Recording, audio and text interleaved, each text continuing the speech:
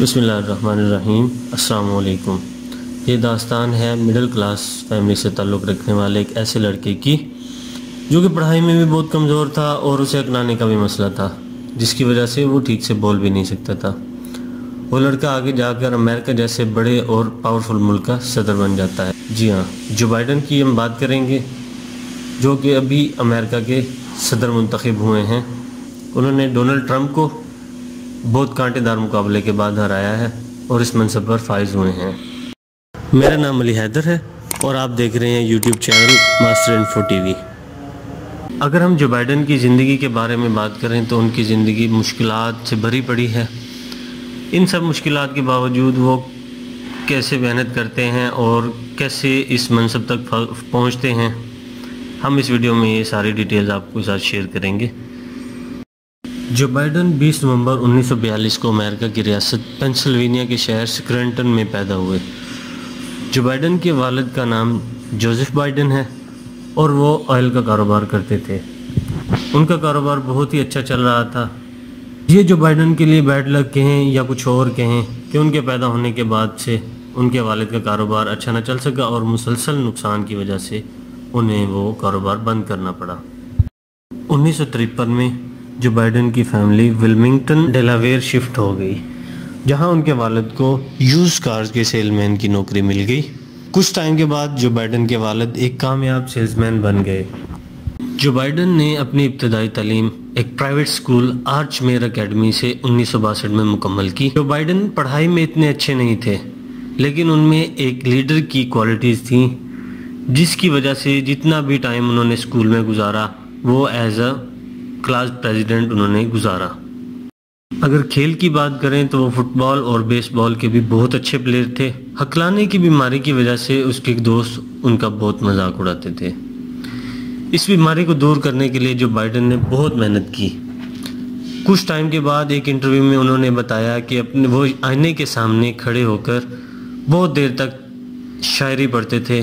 Graduation کے لیے انہوں نے یونیورسٹی آف ڈیلاویئر میں B A in history and political sciences میں ایڈمیشن لیا اور 1965 میں وہاں سے پاس آؤٹ ہوئے۔ اس کے بعد لاء کی ڈگری کے لیے سیراکوس یونیورسٹی کالج آف لاء میں ایڈمیشن لیا اور 1968 میں وہاں سے بھی پاس آؤٹ ہو گئے۔ لاء کی ڈگری کے دوران ہی ان کی شادی سیراکوس یونیورسٹی کی ایک اسٹوڈنٹ نیلیا ہنٹر سے ہو گئی۔ 1968 میں جو بائیڈن نے اپنے ایک دوست کے ساتھ مل کر ایک لاء فرم بھی کھولی، تے وہ کامیاب نہ ہو سکی۔ 1969 میں نیو کاسٹل کاؤنٹی کی ایک کاؤنٹی کونسل کی سیٹ جیت کر انہوں نے اپنے پولیٹیکل کیریئر کا آغاز کیا اور 3 سال تک وہاں خدمات سر انجام دیتے رہے۔ اس کے ساتھ ساتھ انہوں نے اپنی لاء کی پریکٹس بھی جاری رکھی۔ 1972 میں انہوں نے جونیئر US سینیٹر کے لیے انتخاب لڑا اور ایک بہت ہی سخت اور کانٹے دار مقابلے کے بعد وہ الیکشن جیت گئے۔ 30 سال کی عمر میں جب وہ سینیٹر بن گئے تب وہ امریکن ہسٹری کے 6 سب سے کم عمر سینیٹر تھے۔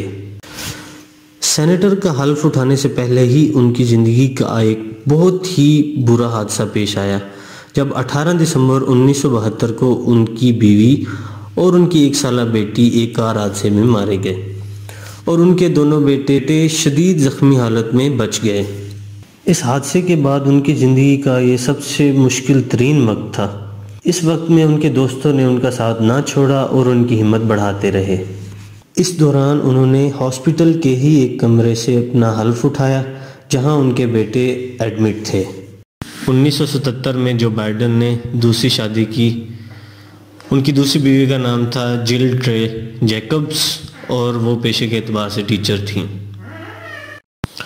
1972 سے 2008 تک وہ مسلسل ڈیلاویئر اسٹیٹ کے سینیٹر منتخب ہوتے رہے اور 1988 میں جو بائیڈن نے پہلی بار امریکہ کے صدر کی سیٹ کے لیے امیدوار بننے کی خواہش ظاہر کی، لیکن کچھ وجوہات کی وجہ سے وہ الیکشن نہ لڑ سکے۔ اپنے ان سیاست کے دنوں میں وہ بہت سے اہم عہدوں پر فائز رہے۔ 8 سال تک جو بائیڈن نے سینٹ کی جوڈیشری کمیٹی کو چیئر کیا اور 4 سال تک senate committee for foreign relations کو بھی چیئر کرتے رہے۔ اس دوران انہوں نے 60 ملکوں کے تقریباً 150 لیڈر سے بھی ملاقاتیں کی۔ 2008 میں جو بائیڈن امریکن پریزیڈنٹ کا الیکشن بھی لڑنا چاہتے تھے، لیکن ان کی پارٹی نے جو بائیڈن کی جگہ باراک اوباما کو پریفر کیا، کیونکہ باراک اوباما بہت ہی انرجیٹک تھے۔ ایسا ہی ان کے ساتھ 2016 میں ہوا، جب وہ پھر الیکشن لڑنا چاہتے تھے لیکن ہیلری کلنٹن کو پریفر کیا گیا، لیکن باراک اوباما نے اپنے 8 سال کے ٹینیور میں انہیں اپنا نائب صدر بھی مقرر کیے رکھا۔ جو بائیڈن کی خدمات کے اعتراف میں باراک اوباما نے انہیں میڈل آف فریڈم سے نوازا، جو کہ امریکہ کا سب سے بڑا سول ایوارڈ ہے۔ 20 اگست 2020 کو جو بائیڈن کو ان کی پارٹی نے صدارت کے الیکشن کے لیے نامزد کیا، جو کہ انہوں نے خوشی خوشی قبول کر لیا۔ نومبر 2020 میں امریکہ کے صدر کے الیکشن ہوئے، جس میں انہوں نے ڈونلڈ ٹرمپ کو ایک بہت ہی کانٹے دار مقابلے کے بعد ہرایا۔ جنوری 2021 میں وہ امریکہ کے 46ویں صدر کا حلف اٹھائیں گے۔ جو بائیڈن اس بات کی زندہ مثال ہیں کہ اگر ایک انسان محنت اور ایمانداری سے کام کرتا رہے تو ایک نہ ایک دن کامیابی مل ہی جاتی ہے۔ جو بائیڈن امریکن ہسٹری کے سب سے ضعیف العمر صدر منتخب ہوئے ہیں۔ یہ تھی جو بائیڈن کی کہانی۔ اگر آپ کو پسند آئی ہے تو لائک کریں اور دوستوں کے ساتھ شیئر بھی کریں۔